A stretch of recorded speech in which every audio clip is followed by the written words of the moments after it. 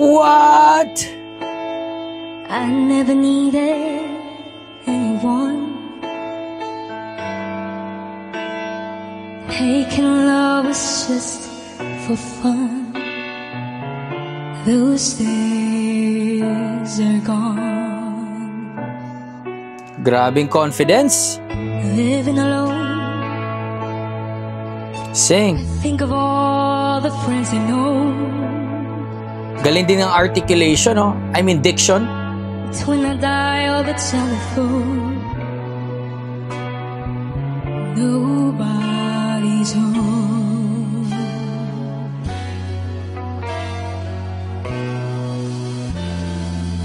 Eto yun, no? All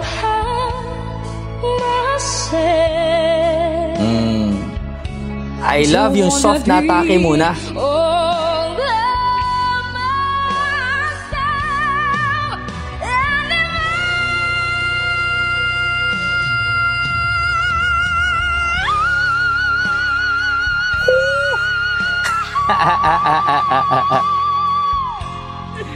by myself. Galing.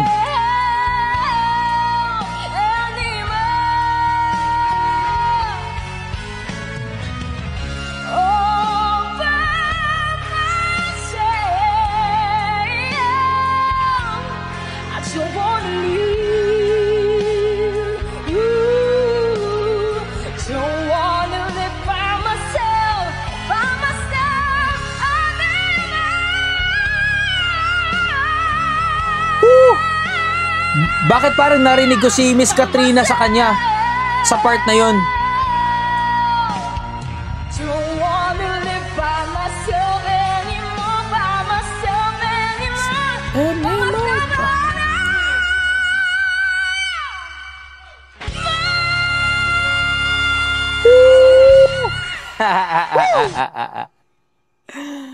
Okay, ito pala yung pinakaunang nag-trending niya na video na maraming nag-send sa akin sa Facebook na, Sir David, i-react mo nga ito.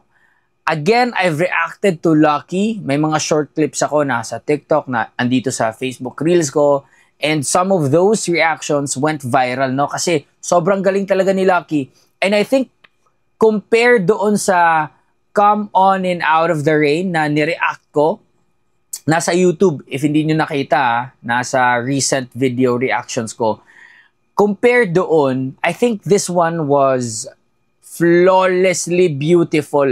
Parang meron siyang switch button sa transition niya ng vocal placements, no?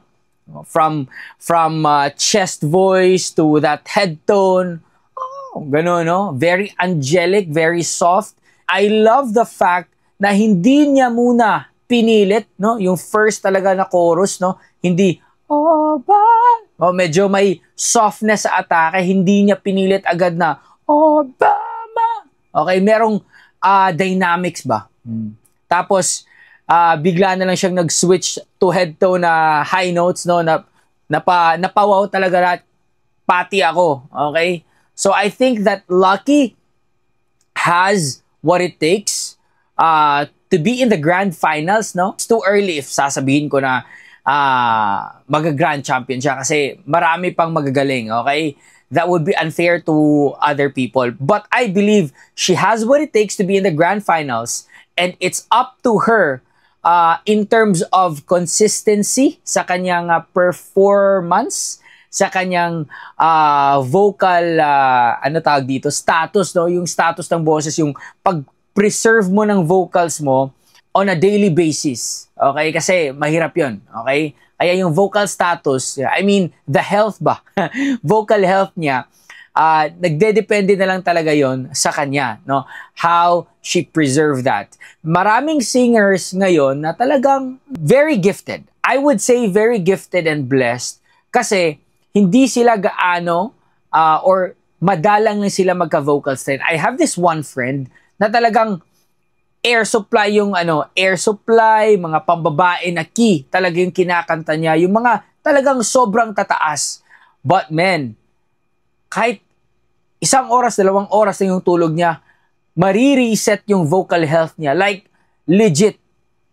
Ako, kapag kumanta ako, na, for example, may gig ako ngayon, tas 3 sets, tapos bukas may gig ulit ako.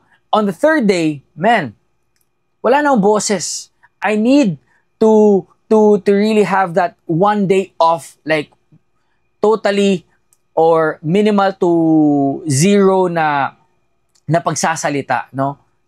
Kailangan ko talaga ng time na mag-recover ng boses. Okay? So, yun yung ano ko kay Lucky, no? So, hopefully she can really handle or manage well her vocal health para makapasok sa grand finals, because meron na siya may stage presence na siya, may tindig na siya, may aura na siya, may charisma na siya, may boses na siya, and it's up to the song choices, the consistency, and the vocal health. Yun lang. So, hope you guys enjoyed that one. Peace out, everybody. Much love. Stay safe, and God bless you all. Peace.